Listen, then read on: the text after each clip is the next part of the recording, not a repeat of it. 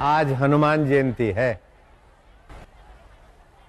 4 बातें हनुमान जी के जीवन की आ जाए तो किसी काम में विफलता का सवाल ही पैदा नहीं होता। एक तो धैर्य, दूसरा उत्साह, तीसरा बुद्धिमत्ता और चौथा परोपकार।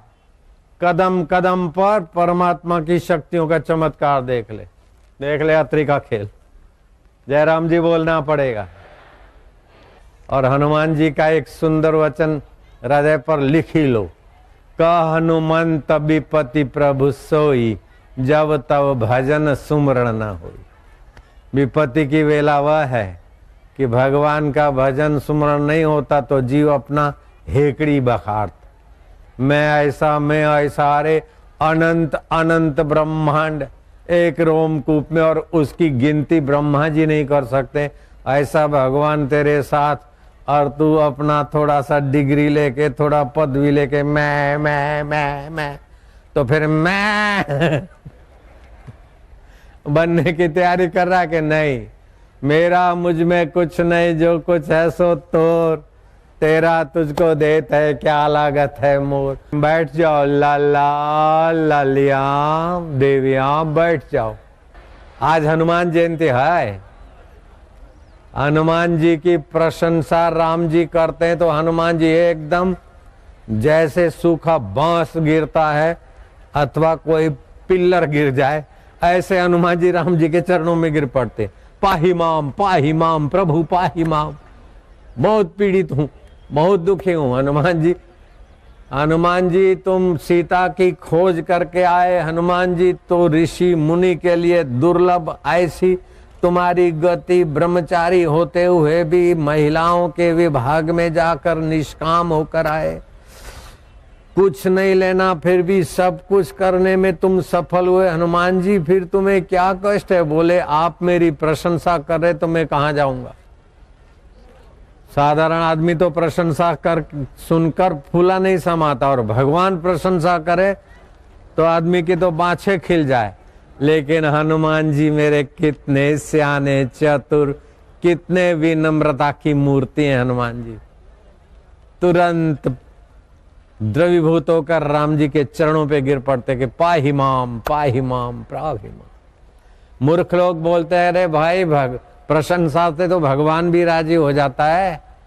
अरे मूर्ख, भगवान की प्रशंसा से भगवान राजी हो जाता है, वो तू कहां से सुन के आया, कहां से देख के आया?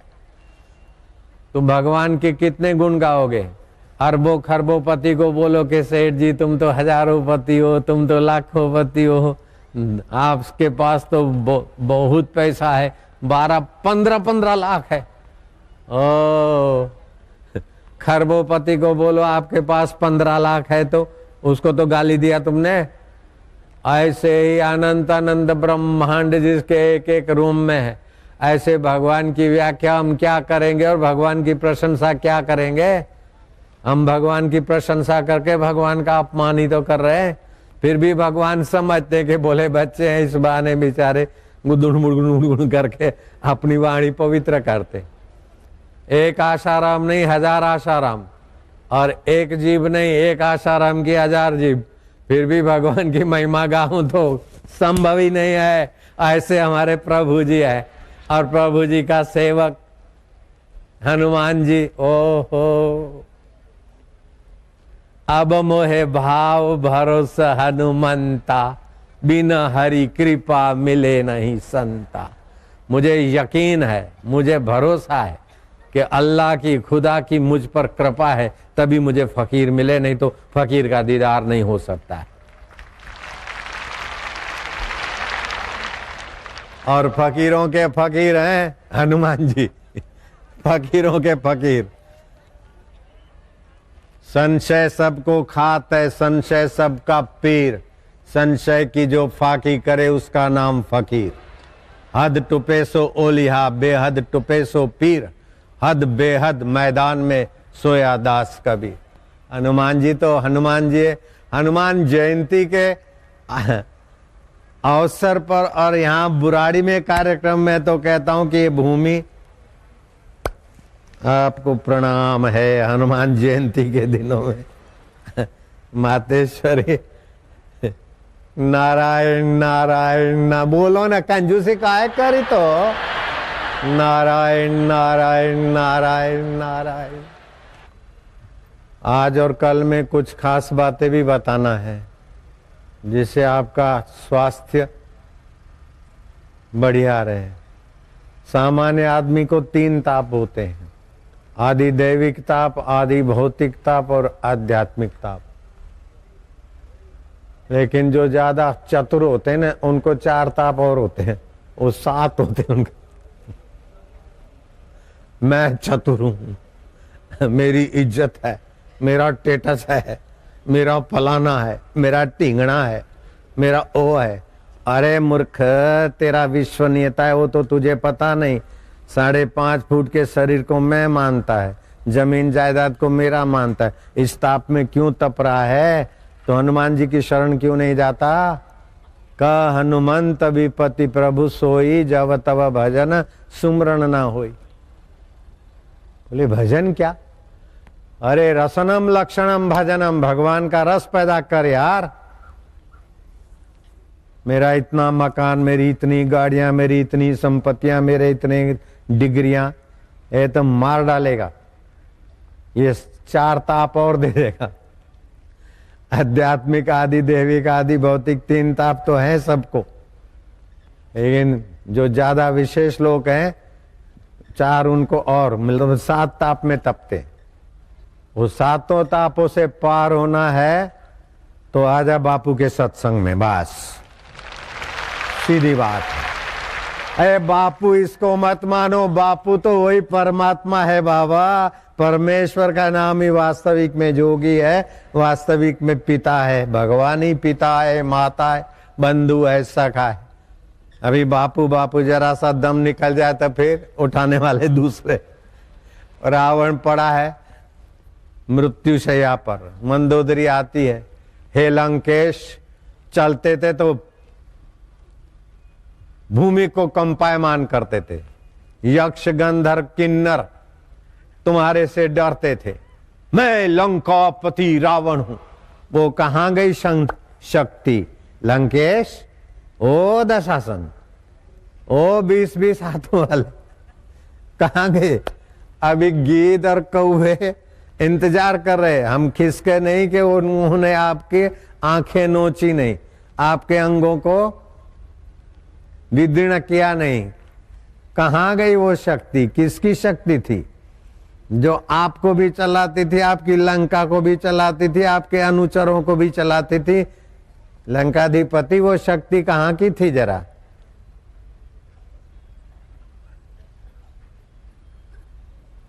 मैं और मोर तोर की माया, बश कर दीनी जीवन काया। माँ माँ माँ माँ माँ। तो फिर तैयारी कर, बे बे।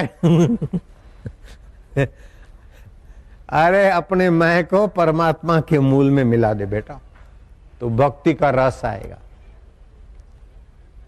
किम लक्षणम भजनम, रसनम लक्षणम भजनम। भगवान की भक्ति का रस ले, भगवान का ज्ञान। तो भगवान का सुमरण करने से कोई भगवान खुशामद खोरों के अधीन होने वाले नहीं, लेकिन भगवान का सुमरण करने से हमारी बुद्धि में भगवत रस आएगा, भगवत गुण आएंगे, भगवत शांति आएगी, भगवत प्रसाद या मति बनेगी। हरि ओम।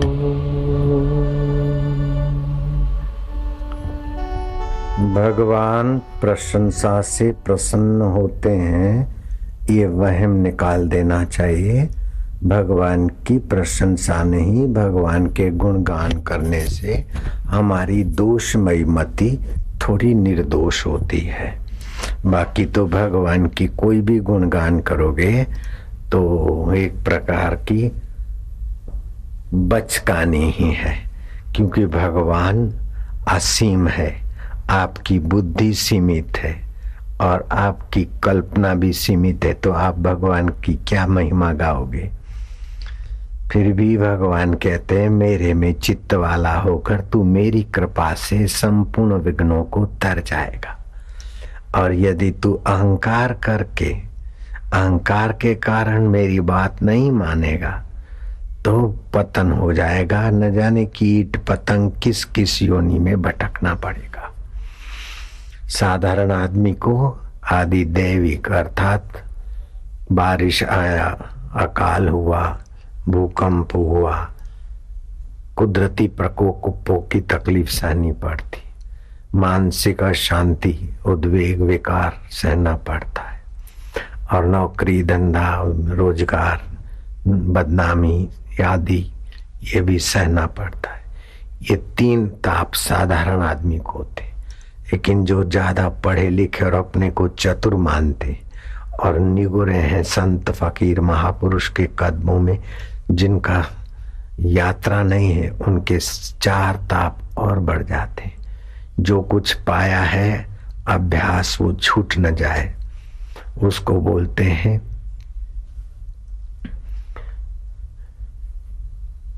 जो भी प्रैक्टिस किया है वो कहीं चुक न जाए, तो उसको अभ्यास।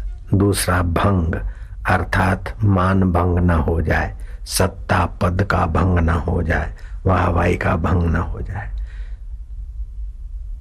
तीसरा है विस्मार, भूलने की चिंता। चौथा है गर्व। तो ये चार ताप और निगुरे लोगों को सताते। लेकिन जो भगवान की शरण जाते हैं इन सातों तापों से तर जाते हैं, और जो इन चार अहंकारी तापों से बचे हैं वे तो आसानी से बाकी के तीन तापों से पार हो जाते हैं। ग्रीष्म ऋतु है, तीखा खाना स्वास्थ्य के लिए अच्छा नहीं। कसेला, खट्टा, बासी, ज्यादा नमकीन, तला हुआ स्वास्थ्य के लिए अच्छा नहीं। इमली आदि से बचना, अपने स्वास्थ्य की रक्षा करना। और इन दिनों में नाड़ी दौर्बल्य होता है। नाड़ी दौर्बल्य होता है तो स्त्री सहवास करने से कोई भी बीमारी पकड़ लेगी अथवा जल्दी बुढ़ापा आएगा। तो ये 2 महीना स्त्री पुरुष का संपर्क से बचना चाहिए। अगर नहीं बचेंगे तो कोई न कोई बीमारी अथवा बुढ़ापा की कमजोरी जवानी में ही दिखाई देने लगेगी। इस ऋतु में हरड़ का पाउडर और पुराना गुड़ मिल जाए तो 100 ग्राम पुराना गुड़ और 50 ग्राम हरड़ का पाउडर मिलाकर 1-1 ग्राम की गोली बना दो। कवाली वाले आप लोगों को भी फायदा होगा, खुदा की कसम बोल। पुराना गुड़ 1 साल पुराना मिल जाए तो और अच्छा है, नहीं तो फिर जो भी गुड़ मिलता है, मतलब 100 ग्राम गुड़, 50 ग्राम हल्दी और हरड़ का पाउडर, 1 ग्राम की गोली सुबह चूस ली, गुनगुना पानी पी लिया। खुदा खैर करे, बंदा लहर करे, बहुत सारी बीमारियां दूर हो जाती है, हाजमा ठीक रहेगा। मैं खा के आया हूं ये गोली। जो लिखा होता है शास्त्रों में मैं बनवाता हूं, मैं खाता हूं, मुझे फायदा होता है, फिर मैं बोलता हूं। तो मैं अपनी शरीर के लेबोरेटरी से चेक करके फिर बता रहा हूं, फायदा करेगा। नारायण नारायण नारायण। जो दया मांगता है उसको कम से कम विचार करना चाहिए। आप भगवान की दया मांगते हो तो अपने से छोटों पर कभी दया किया है? आप अपना काम करवाना चाहते हो तो दूसरों का काम किया भी है? दूसरों का काम करना नहीं और अपना काम करवाना है। ये चालाक लोग 7 प्रकार के तापों से तपते। नहीं नहीं, बहुत सियानप जम का भय व्यापी, चतुराई चूल्हे पड़ी, पूर्व पर्यो आचार। ज्यादा चालबाजी करके किसी को ठग कर तुम ज्यादा देर सुखी नहीं रह सकते हो। कबीरा आप ठगाइए और न ठगिए कोई। कबीरा आप ठगाइए और न ठगिए कोई। आप ठगे सुख उपजे और ठगे दुख होई। अपने तन से सेवा हो जाए, मन से किसी के आंसू पोंछने के 2 मीठे शब्द हो जाए, बुद्धि से और धन से किसी की सेवा हो जाए, मिटने वाली चीजों से अमिट अल्लाह को राजी करने का मौका मिलता है। इससे बड़ा सौभाग्य क्या हो सकता है लाला।